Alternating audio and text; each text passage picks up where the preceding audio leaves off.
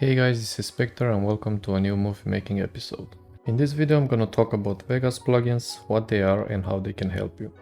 If you ever watched a nice montage that has a lot of cool effects and you didn't figure out what effects the movie maker used, then it's a pretty high chance that he uses some extra plugins that do all the work for him. Vegas plugins are different software that you need to install outside of Vegas Pro itself. They are made by different companies and they are not free. But if you're a successful pirate, you guys know what to do and you can get them for free. Here's a list of what I currently have.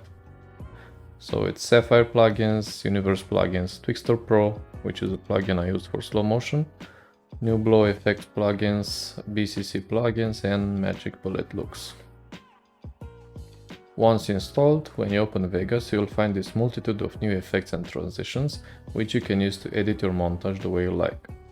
You will see that the effects from Sapphire plugins will be shown with S underscore and the effect name, while the others that come from Universe plugins will be found by scrolling down to letter U, and here they are. The effects start with uni.effect name.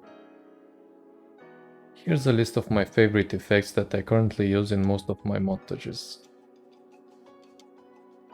Now let me show you some effects and transitions. If you want to add a color changing effect, instead of just using brightness or adding a random color, you should definitely use Magic Bullet looks. For example, let's say I want to change the color of the video, of the clip itself, when I'm doing the scale. So if we go to effects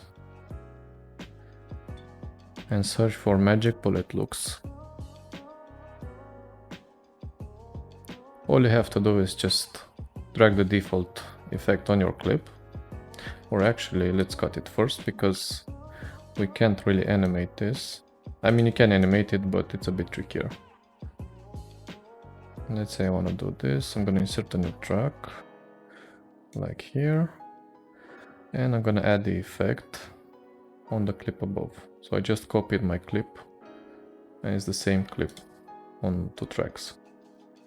Alright, now in the effects tab, what you have to do is click edit.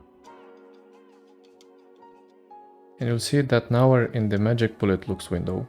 And if you go on the left side here, on looks, there are different styles with color correction thingies done, optimization for brightness, contrast, and so on. You can pick from here whichever effect you want to add. And let's say I want to add this effect. It's a bit too much, but you will see that it's fine in the end because I'm just gonna show this for a couple seconds and then I'm gonna fade it out. So let's say I'm happy with this and I'm just fading the clip above out, which has the effect. So once it gets to the fade out scene, you will see that the clip below is gonna start to show. And this is how you do the fade out effect for the Magic Bullet looks. So yeah.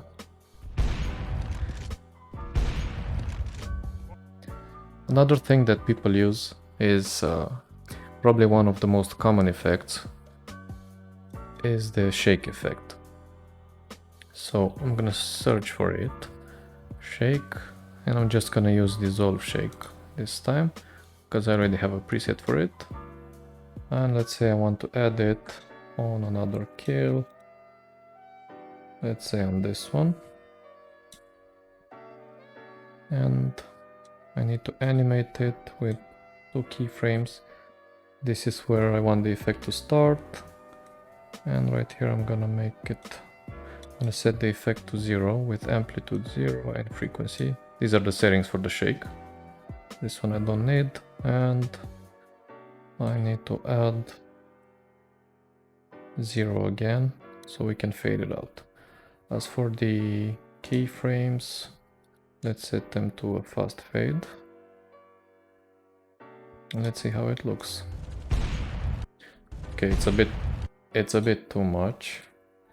Now let's see why. So probably the amplitude is too much. Let's set it to 1.5 and frequency to 8 or 9. Needs to fade out a bit faster. Anyway, you guys get the idea. Other effects that I'm currently using would be, or actually not effects, transitions. My favorite one is definitely from newblue. If you watch my montages in the past, you will know that I've used this transition a lot, and it's the zoom transition. Let's say I want to cut this, and let's make a transition. It's a bit too much, but this is enough. Okay, and let's add the transition. So newblue zoom, and I'm using the center zoom blur, which is definitely my favorite, as I mentioned. Yeah, so this is how it looks, guys. If you didn't have these extra plugins installed, it would be literally impossible to do something like that. So this is a total advantage, and it's a must if you want to edit quality content and have some nice effects in your future videos. Another great transition is from BCC, and it's this one, BCC Swish Pan. Once you add it, you see these are the settings for it, and you can customize the pan direction onto left, top, right, or bottom, depending what you guys want. Let's say I want to do the right, and it's gonna look something like this. It's a bit laggy because my preview is set to best. Let's set it to half,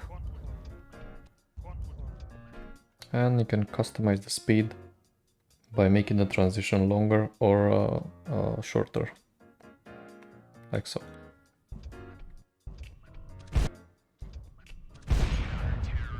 Yeah. Another great effect that I'm using is the universe chromatic aberration effect, and the way I used to do it before was to cut the video and copy it above, like shown, and I just added the effect on the clip above. Here are the settings for it, and as you can see already, as I mentioned, if you watch my montages before, you will know that I've been using this effect a lot because it's great, to be honest. And I was doing it like this with the normal fade out. So what happens is, once it gets to the fade out effect, you will see that the transition is not that great right here in the top right corner. And I changed that to animating it with keyframes, but you need to add multiple keyframes. I think it was the master distortion and edge blur and radial blur. So go when you're making the kill. I think it's right at the start. Yeah, pretty much here. And let's see how the keyframe look like. So not interested in shake. Right, so it's the edge blur here. Need to add default values right before the kill happens. I'm setting them to 0, and I need to set it to 0 again so we can fade them out. Just like this. And let's see how it looks. Yeah, so you can see that now the transition from the highest value of the effect goes way smoother, like you can see in the top right corner. Yeah, if you top this with the color corrector secondary, with the desaturate all but reds, just like this, it's gonna look great. Of course, you need to fade this out as well, and you can do that with keyframes also. So let me add a keyframe for it. Saturation it is, and I'm gonna do the same. Here I'm setting it to 1 because we need the saturation, and I'm gonna set it to default for a fade out effect as well. So it goes to 0. It means that the screen is black and white except the reds. And right here I need to set the saturation to 1 again so I can have color. Okay, this is how it looks like. One more brightness or something similar and you have a nice effect added. Anyway guys, that's pretty much it for this video. One thing that I didn't cover was the Twixtor Pro effect, which is used for slow motion, but I'm gonna do a separate video on this effect entirely, and expect that from me in the following days or next week. Anyway, thanks very much for watching. I hope this video was helpful, and if you guys enjoyed it and you want to share it with others, please do so. Also, don't forget to leave me a like and a sub as always, because it helps me a lot, and I'll see you in the next episodes.